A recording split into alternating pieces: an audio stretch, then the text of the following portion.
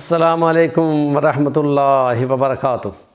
اعوذ باللہ من الشیطان الرجیم، بسم اللہ الرحمن الرحیم۔ وَلَئِن شَكَرْتُمْ لَأَزِيدَنَّكُمْ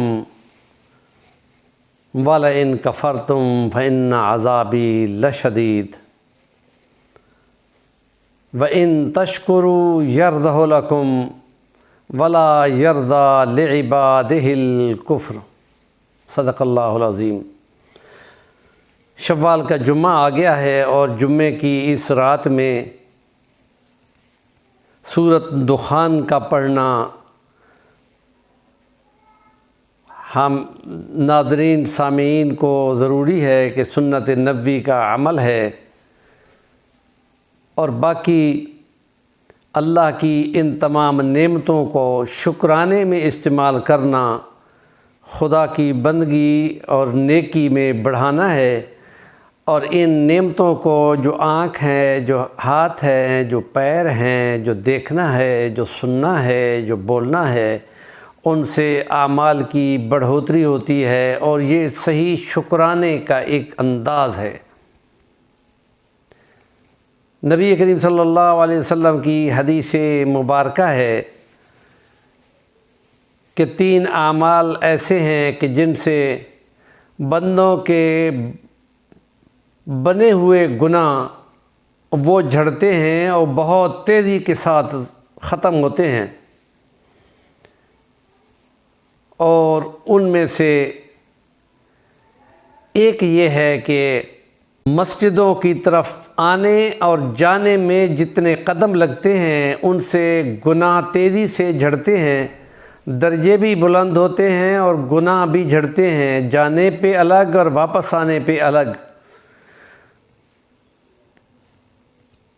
دوسرا، مسجد کے اندر بیٹھ جانے پہ فرض نمازوں کے بعد کچھ دیر وظیفہ کرنا یا ورد فاطمہ کرنا، اس کی ایک خاص فضیلت ہے کہ ان سے گناہ تیزی سے جھڑتے ہیں۔ اور ایک دوسری حدیث میں ہے کہ محشر کے میدان میں خدا کو یہ عمل اتنا مقبول ہے کہ محشر میں خدا کے سامنے جانے کے بعد خدا بندے کے گناہوں سے صرف نظر کرے گا اور اس کو اجازت دے گا کہ جاؤ اعمال تلاؤ۔ اور تیسرا عمل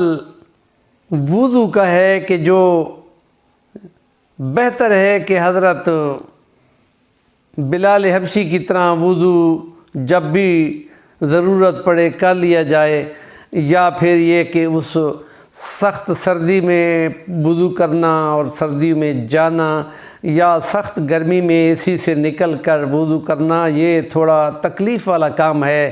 اس عمل سے بھی گناہ تیزی سے جھڑتے ہیں، یہ معمول سمجھنا چاہیے۔ یا یہ محشر کے میدان میں جو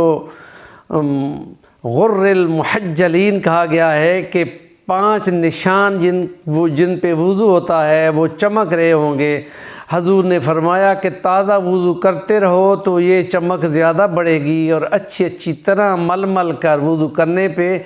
گناہ بھی جھڑتے ہیں۔ یہ باقاعدہ معمول بنانا چاہیے، اور ان چیزوں کو عمل میں لانے کا انداز یہ شکرانہ ہے، اور یہ شکرانے پہ خدا اور زیادہ توفیق دیتا ہے۔ ہمارے چینل کا نام ہے صفی الوانی، ضرور سبسکرائب کریں اور کام کی بات کا کمنٹ ضرور دیا کریں۔